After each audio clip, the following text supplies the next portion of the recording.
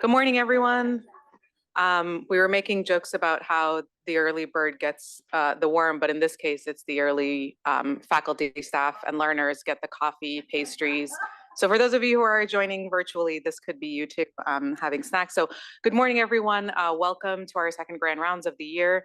Thank you for all of those in person and for those who are joining virtually. And as we are holding this grand rounds, at least part in person, we do want to take a moment to acknowledge the Stanford University land actually sits on the ancestral lands of the Mokwame and Ohlone tribe. And this land continues to be of great importance to the Ohlone people and consistent with our values of community and inclusion. We have a responsibility to acknowledge, honor, and make visible this university's relationship with its native people. And land acknowledgements are always important, and especially so when we're having a conversation around health equity, where it's one of the most visible ways that we see inequities is in the land that we're literally sitting on to be able to have this conversation.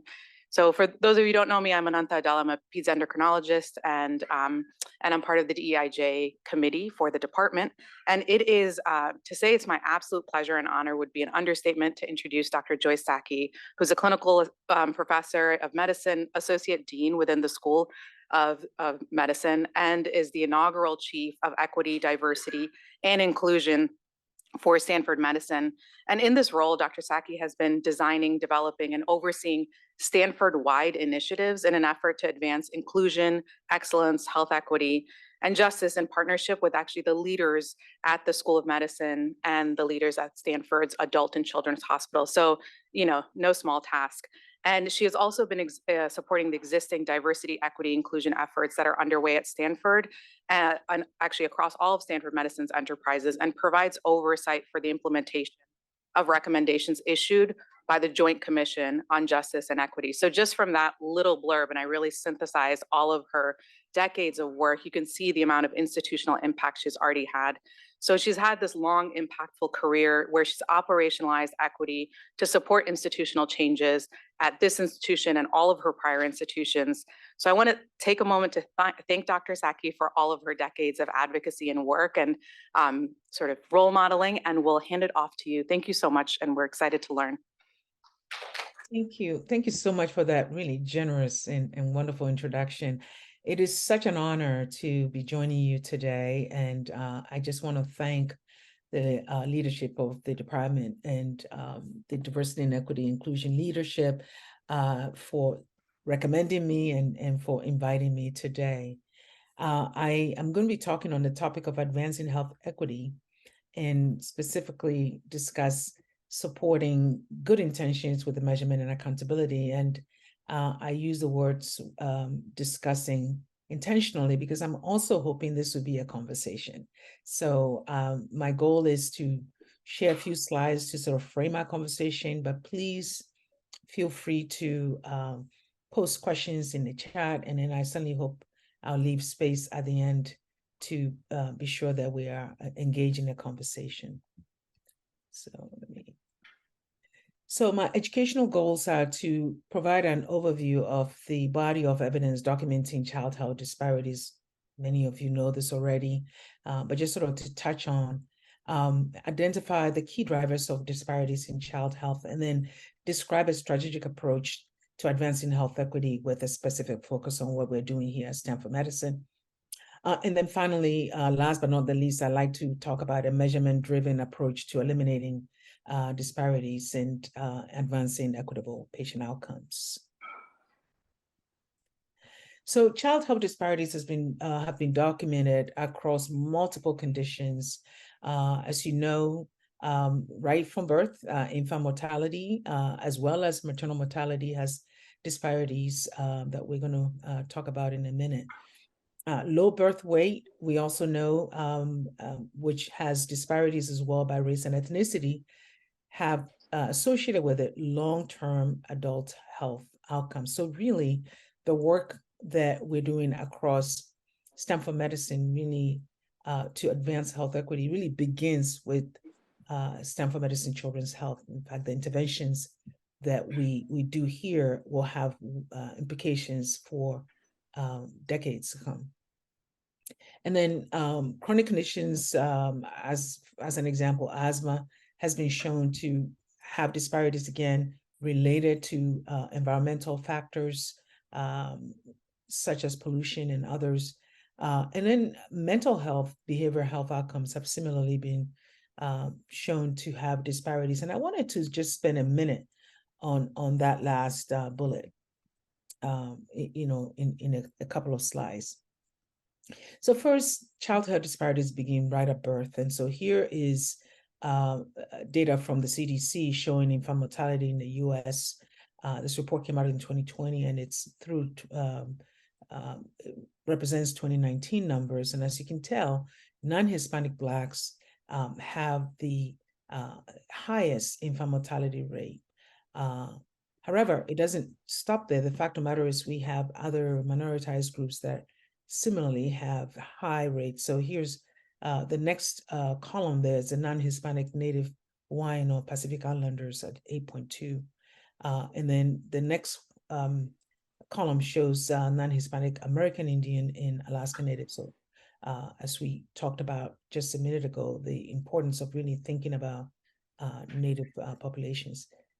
Hispanic populations have infant mortality rate, which comes up 5, and I want to point this out specifically because in a couple of days, we are in fact going to be celebrating Latinx Heritage Month.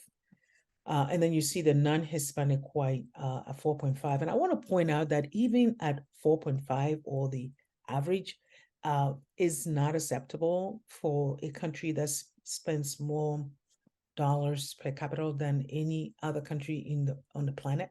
So infant mortality is tragic regardless of the group that you're looking at. And it's especially tragic that we have these disparities as well. So this is infant mortality by state. I thought I would show you so that you could see where California sits. It's about 3.9 per 100,000 1,000 births. So we're certainly not the worst. As you can tell, some of the worst states are actually in the southern part of our country. But certainly every state has work to do in this area. Now, if the infants survives, they may not actually have a mother to raise them, because as you know, our maternal mortality rate is also especially high among developed countries, in fact, the highest among developed countries. So this graph, just to orient you, shows the trend between 18 through 2020. And as you can tell, sadly, it's actually growing. Maternal mortality rate is growing in this country in almost every group. I want to point out to you the columns with the highest heights here. So non-Hispanic Black, again, really rising over time. And this is not clear whether this is related to the pandemic we went through or more. 2020 is, as you know, the sort of very beginning of the pandemic. But we're yet to fully understand why the rise after really years of this being in the news and talking about doing work to reduce it. So a life course is literally set from birth. And so childhood disparities have also been associated with adult chronic conditions, cardiovascular disease, metabolic disease, including diabetes, insulin resistance, obesity, meaning the seeds are sown literally in childhood, respiratory disorders, behavioral health outcomes, and depression and anxiety. And I mentioned earlier, I wanted to spend a minute just focusing on behavioral health outcomes and depression and anxiety, because I think it's really similarly going up, and it's worth focusing on this. So this is, I know it's a busy slide, but if you want to sort of delve more into it, this is an article that came out towards the end of last year in Pediatrics by Hoffman et al.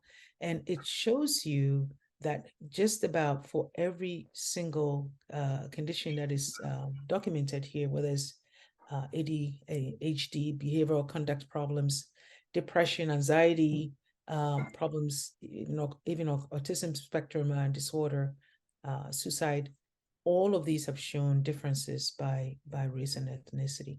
And then sadly, when you look at the last bullet there, which is medications for mental health problems, it's actually folks who are in minoritized groups, such as the Black community, also show that the number of people who are actually being treated for these conditions is lower.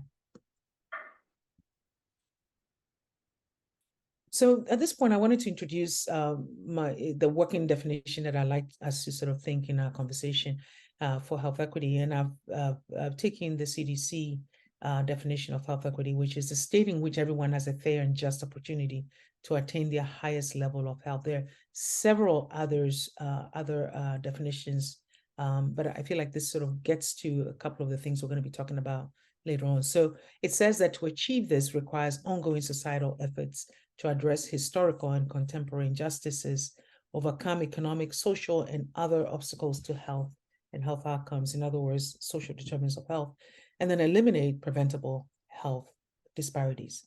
And I thought it would be helpful to also share with you a definition that we adopted here at Children's Health and this slide is courtesy Dr. Grace Lee, who led a discussion on a shared definition of health equity for Stanford Medicine Children's Health. This was in the context of creating our inaugural position for a chief health equity officer who will be embedded within our healthcare delivery system. So as you can see here, it says that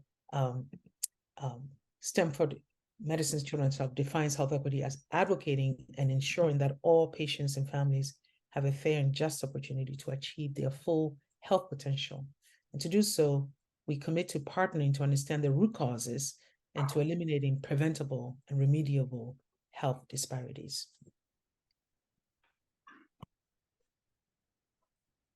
So what are the key drivers of health disparities? All of you know about social determinants of health, but I thought again, to sort of frame this, I'm going to use the Healthy People 2030 definition. So social determinants of health are the conditions in the environment where people live.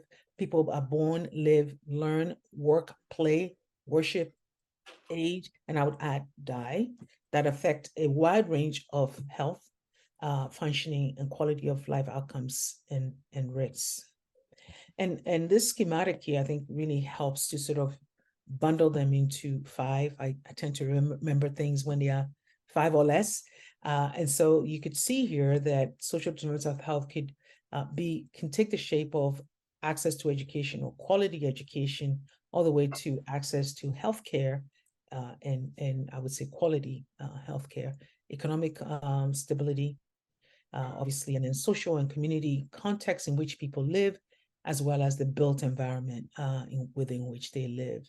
And broadly speaking, this will sort of encompass all the different ways in which non-health needs can actually impact health outcomes.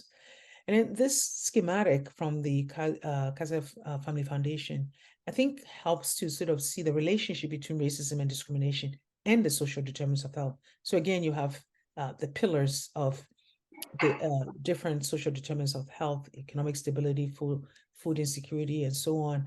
And if you then superimpose on it racism and discrimination, that actually makes everything worse and obviously includes health and well-being. So think of just the cross-section of groups that are subjected historically to acts of racism or discrimination.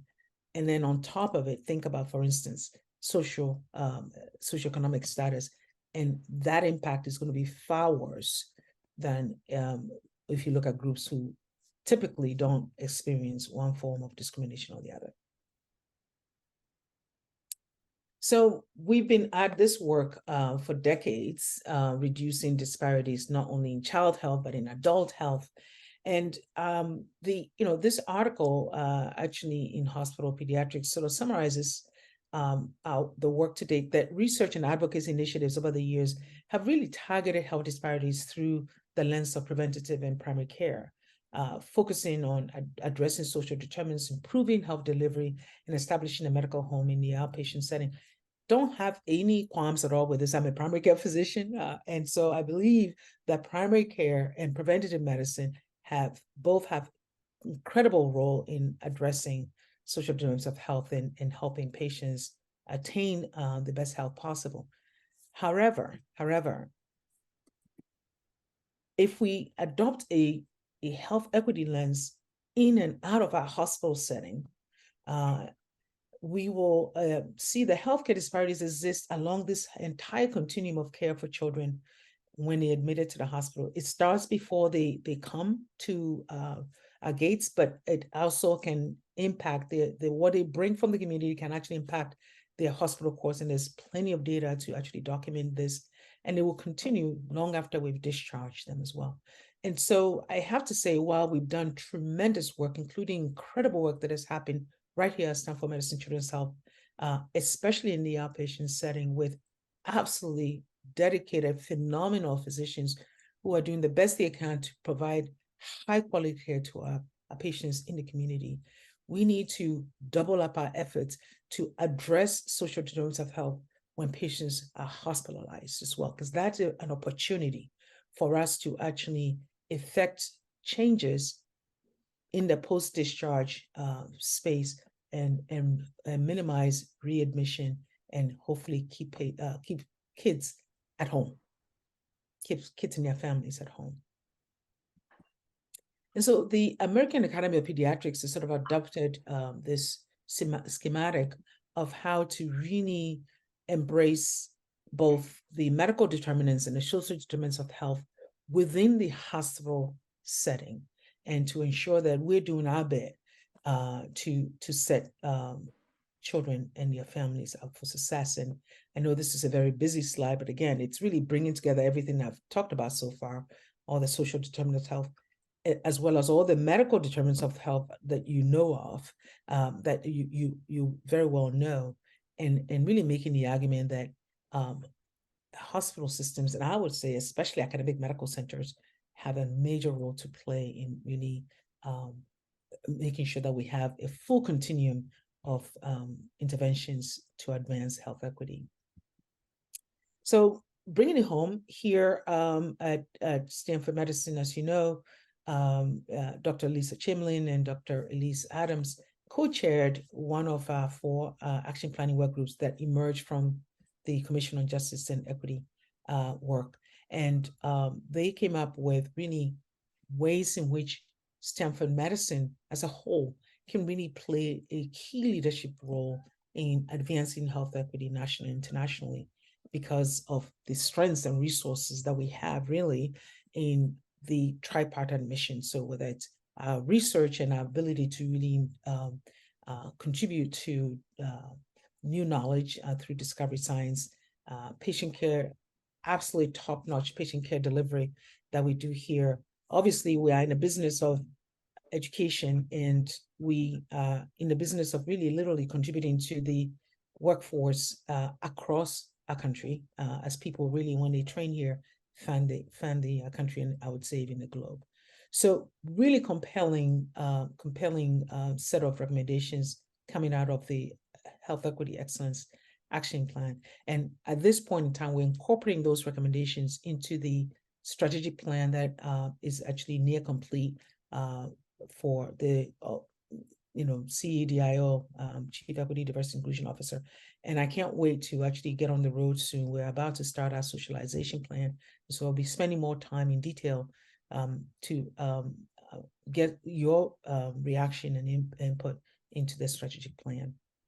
But I wanted to spend a couple of minutes just focusing on the tripartite mission. So when it comes to our research mission, health equity can literally be a cross-cutting theme that really begins from the basic science work all the way to epidemiologic work and work that we do in policy setting.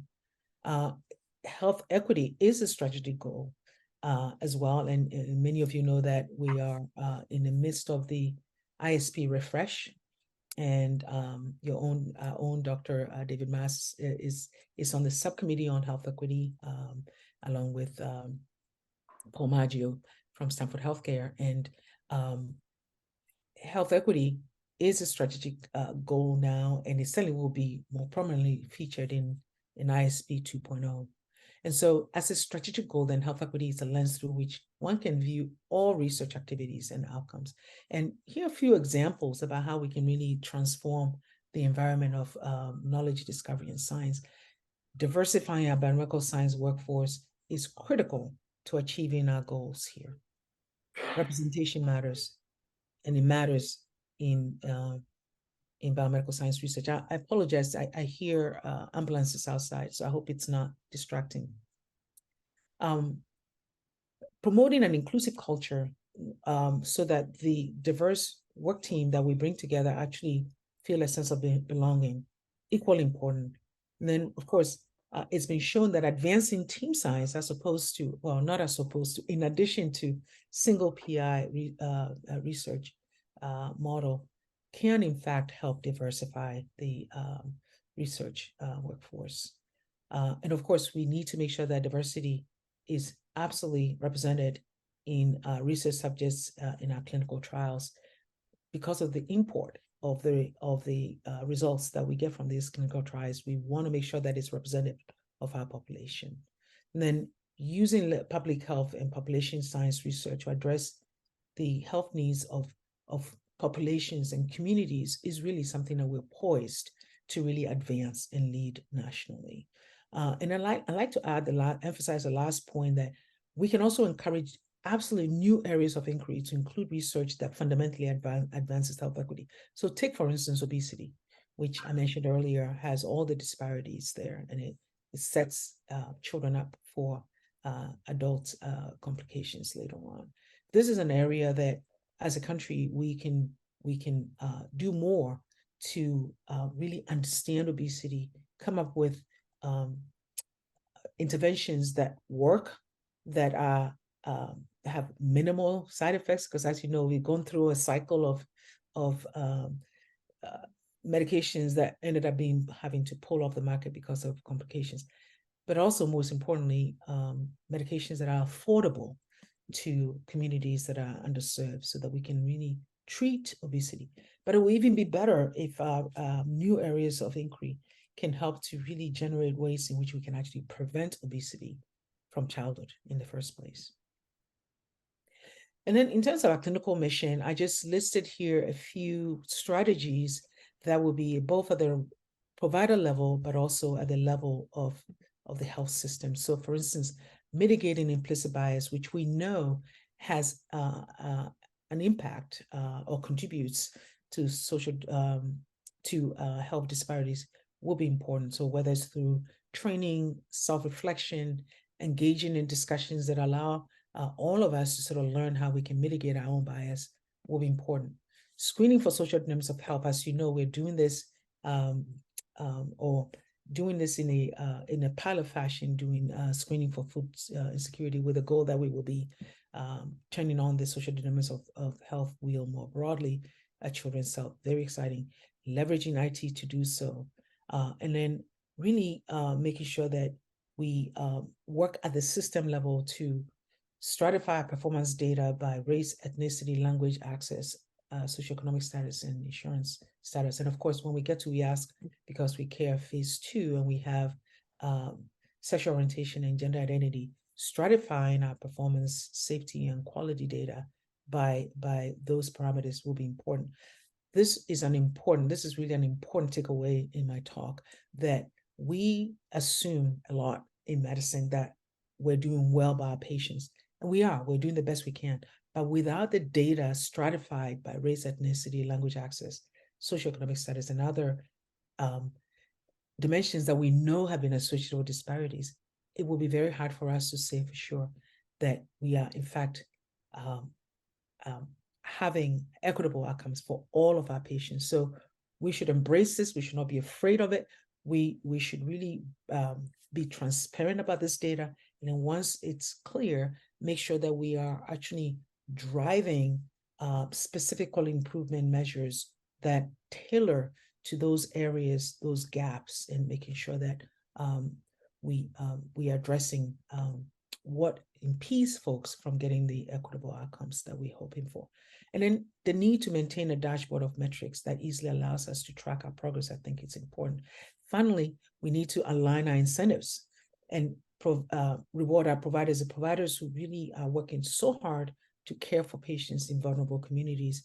We can't have it be that they have to choose between doing what is right, what they're passionate about, versus actually having a viable financial system. So we need to really incentivize not only individual providers, but teams and units to provide high quality care for everyone, but especially to our vulnerable populations.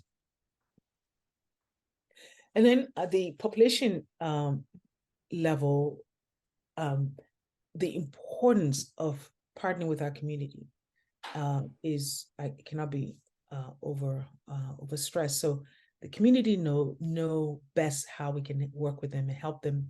They know where the assets are within the community. They know the resources are. However, we also can play a role as we interact with our patients, whether it's in the outpatient setting or inpatient setting, to really do the matchmaking and connect them to the resources that are available as they need them.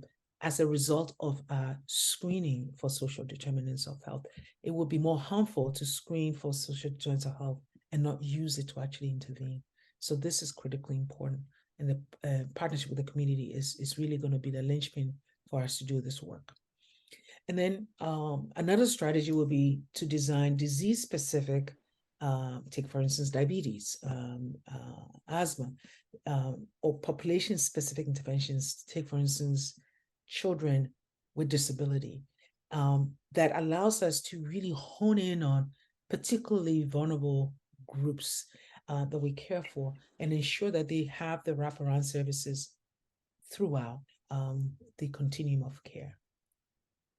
And then we're well poised to contribute really to the implementation science efforts, because right now, a lot of healthcare delivery systems across the country, as you know, are working to close the gap between evidence-based healthcare delivery science and real-world practices. And I think we can play a lead role in doing so. What we already know works is not always applied in our healthcare at the bedside. And so really pushing that last step of applied science, I think, will be incredibly important part to making sure that we get good outcome. And then we can be a leader in the really relatively emerging science on social determinants of health, because right now people are doing, but we can actually study and actually have ways in which we can say this is an evidence-based approach to incorporating social determinants of health. And this really can help us to inform not only our local, but regional and national policy setting agenda. And then last but not the least, we do this work and we can do more of it to play an active leadership role in advocacy for health equity, especially on behalf of vulnerable communities. When Stanford speaks, people listen. And so we can leverage that platform to ensure that we are playing a lead role in advocacy across the country and globally. And then, of course, educational mission. I mentioned earlier that we are in a business of training people who are literally fanning the globe after their training here. And so ensuring that our students and trainees, while they are with us, are exposed to the clinical challenges of caring for patients in these vulnerable communities, and making sure that they have the tools so they can effectively work in this space and not get burned out when they leave. And, you know, I've encountered students and trainees who have the best intention of serving underserved communities. And after a while, they get exhausted from the sort of under-resourced conditions in which they work. If we can equip them not only with the tools that allow them to work effectively in these conditions, but also do the advocacy I talked about earlier to make sure that these communities and the teams that are doing work within these underserved communities are really supported, then it will be a win-win for all of us. And then, of course, we have the incredible privilege of developing future leaders who then will become champions in advancing health equity through all the ways in which we talked about. And I can't emphasize enough the importance of aligning our incentives with our values and making sure that the work that people are doing also counts towards the currency that we understand in academia. We in academic medical systems understand promotion. We understand advancement. And what better way to make sure that we are incentivizing our teams to advance this strategic goal than to make sure that the work they do is rewarded through the promotion system. And then finally, transforming the learning environment so that as we work hard to have a more greater representation at every level, that in fact, when people come into the environment, they thrive and that they experience a sense of belonging and they can really literally live and feel a commitment to equity, diversity, and inclusion. So finally, I want to just wrap up by bringing all of this together to, as I mentioned at the beginning, hoping to share with you in the coming weeks the details of the Chief Equity, Diversity, and Inclusion Officer strategic plan and the implementation, which took really not only the health equity excellence recommendations, but also took recommendations from other 3 action planning work groups that emerged from the commission. And really what we've done is we've really synthesized it and integrated it into these 3 pillars, working hard on workforce diversity and development because representation matters and is in fact one of the strategies for reducing health disparities. So doubling down on our efforts to recruit at every level and to retain once people come, providing folks with the education and training so they can have the tools and skill set to drive towards our strategic goals will be an important part of workforce diversity and development. And then in terms of culture, really making sure that we have inclusive practices and that we have policies that are equitable, that we make our mission and values really not a secret, but explicit to those who join us.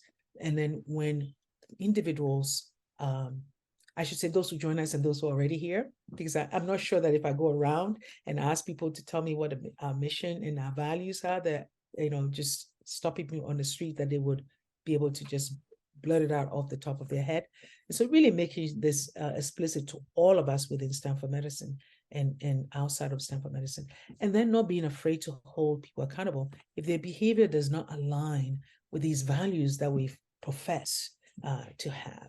Because if you don't have accountability, then it actually is meaningless because people are going to very quickly see through it and see that you're not really fully committed to those values. And then finally, we talked extensively about health equity today, and the 3 work together. We can't have one without the other. So I'm very much looking forward to our conversation this morning. And I'm also looking forward to engaging with you in the coming weeks and months as we implement a strategic plan that would ensure that we achieve inclusive excellence and health equity for all of us. And I started with my educational goals, and hopefully I've addressed them. Thank you so much. We're going to start circulating some questions around. Is there any specific place that anyone wants to start off the discussion and question section? So while people are warming up, and online as well, I'm keeping an eye on there. So if I could start with one question, which is that as I'd mentioned earlier, for quite a few decades now, you've been working on institutional level changes. And so are there suggestions that you have for individuals who are either thinking of starting or maybe don't have the ability to influence an entire institution yet? Are there places where you think that the average person out there listening to you, who's exceptional because they're here in Grand Rounds, can start the work on equity? Where would you suggest they go? Yes, thank you so much for that question. It's one of my favorite questions. Some of you may have seen me use this 4 I's of anti-oppression work as a framework for how we can work at every level. So the first I is individual level. The second is what we can do interpersonally with each other, and I would add that the work we can do as a team. The third is, as you refer to, the institutional level work that we're engaged in. And then the last I is ideological. So, I mean, we know that the work that we do can be significantly impacted by laws, legislation, and what is going on societally. And right now, I don't need to tell anybody in this room or on Zoom that we're facing some significant headwinds as a country. And we're relatively fortunate to be living in California, where so far we have not received edicts that we should stop doing work in diversity, equity, inclusion, or health equity, God forbid. But the fact of the matter is things are happening nationally that a threat to any of the states in this 50 state union is a threat to all of us. And so those 4 I's really hopefully emphasize the fact that we can do work at every level. And so for individual, I'll give an example. I think that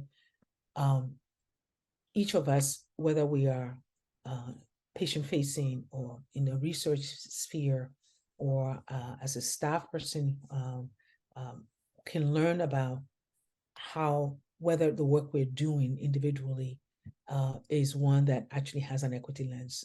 And so to just make sure that wherever you sit, to ask the question, if you happen to be at the decision-making table, and even if you're not at the decision-making table, to ask the question of the decision makers, are we using an equity lens in the work that we're doing?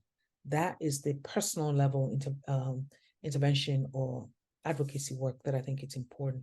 And as I mentioned earlier, representation matters, right?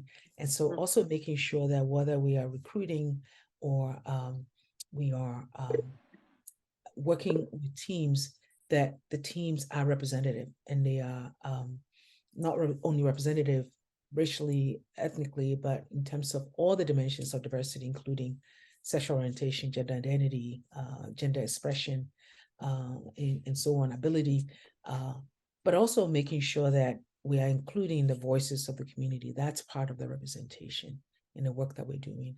So the next time somebody's suggesting a policy or a new intervention or an outreach to the community, you as an individual and you as a team, as a unit, can ask the question, are we using a health equity lens in the work that we're doing? And then, of course, institutionally, this is the work that I'm relying on all of us to do. I can't do this by myself.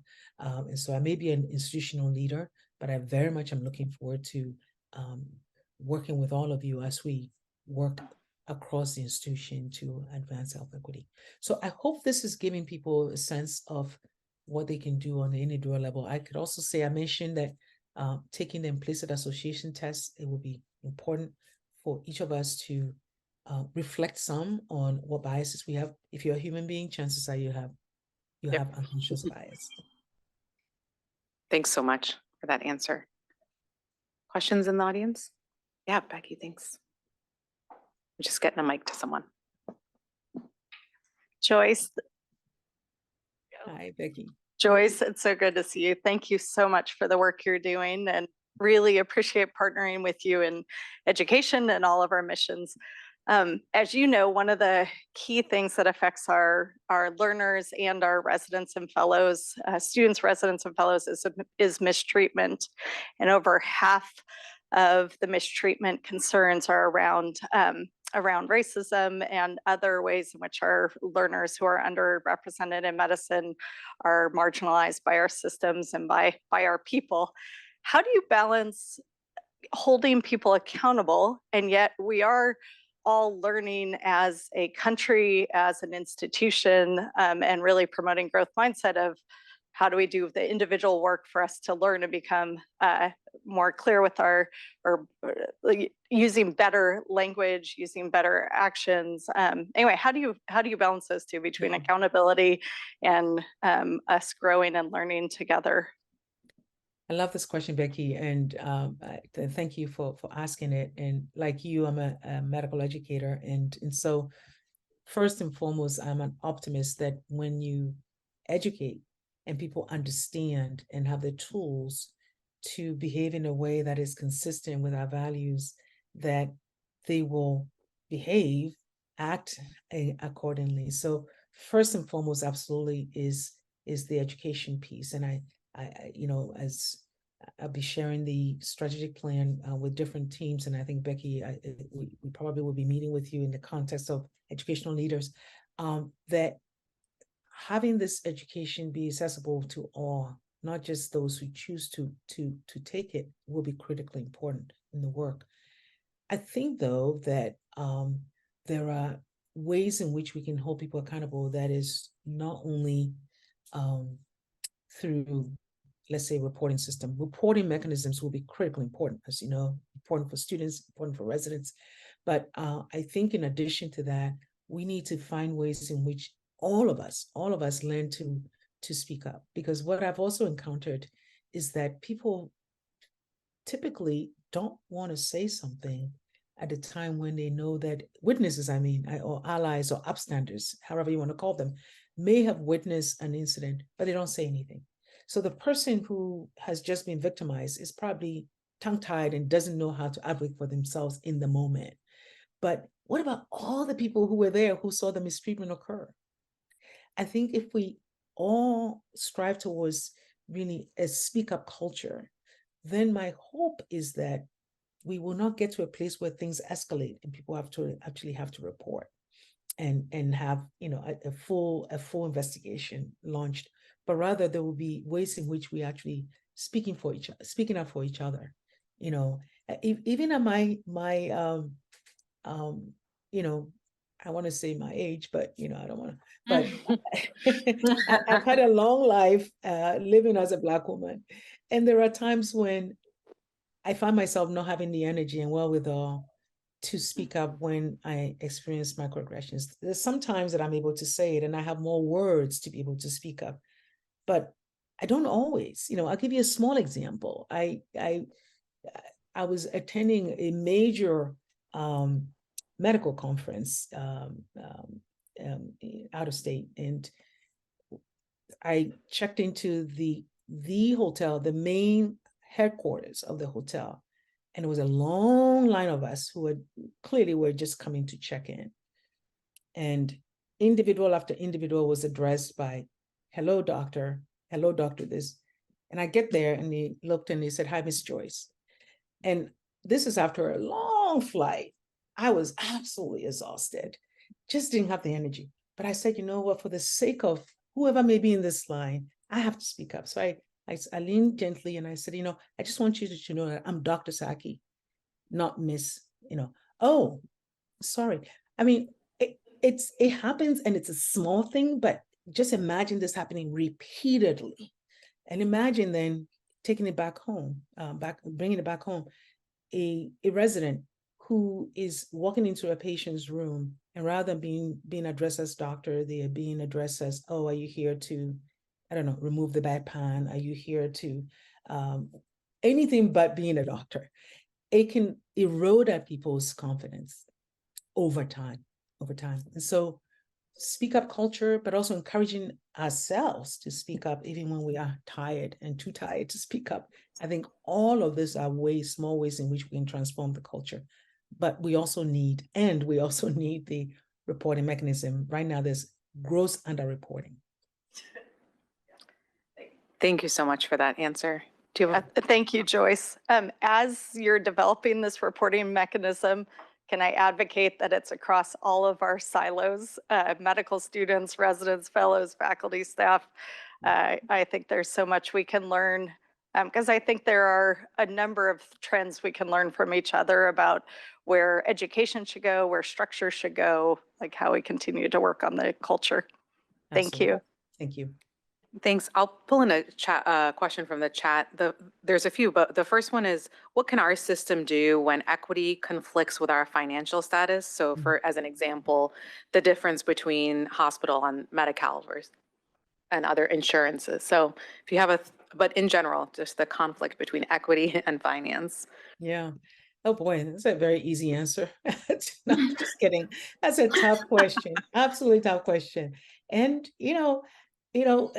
what did they say? No bottom line, no mission. I mean, I totally get it that we need to focus on the mission, and we need to really be mission driven, but we can only do that if we do it with a sustainable financial model.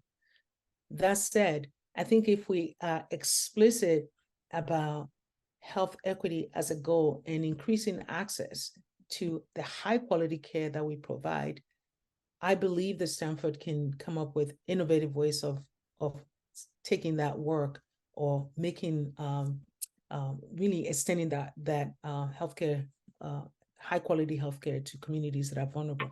We have technology. We're in the middle of Silicon Valley. Telemedicine, which has really had an uptick in the midst of the pandemic, is a way in which we can bring the high quality care and really the incredible workforce that we have here to our communities. You're doing that already. So I know that I'm preaching to the choir. We need to do more of that. And then when there are complications in the community where only we can uniquely tackle, we need to make sure that people have access to care here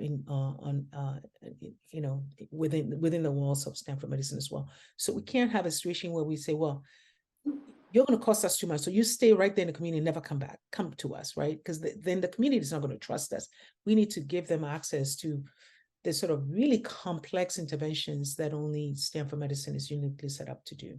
But there's no question there's more we can do and keep kids and their families within the community and come alongside those community people who are working in the community to provide care.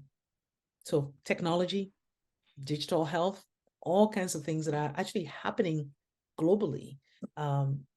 Literally having cell phones, giving people cell phones in remote areas in Ghana allows them to have access to care that otherwise they won't access. So why can't we do it here?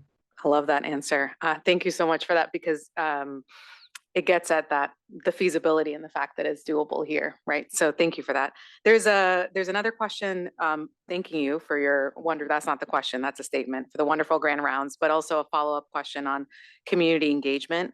And specifically if there is best practices within healthcare systems, outreach efforts to underserved and marginalized communities so that it's sustainable, it's consistently delivered. You sort of talked about this. Can you hear me?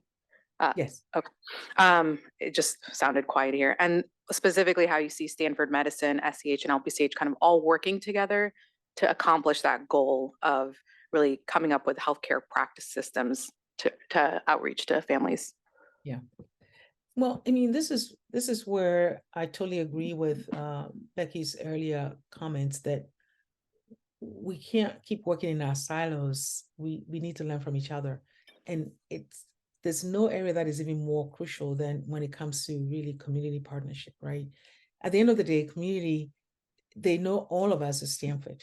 So whether you're coming from Stanford Healthcare or Stanford Medicine Children's Health, or even sometimes the university, I understand, they're going to say, oh, this is Stanford. Stanford came to the community.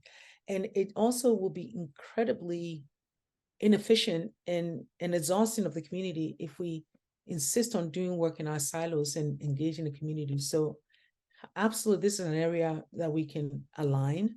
And my gosh, we are well poised, because what other system around there has a School of Medicine known for incredible research and just contributing to discovery science, a world-class children's healthcare delivery system, and an adult healthcare delivery system? I mean, if you put the three together, there's nothing that we can't do with the community, and emphasizes with the community.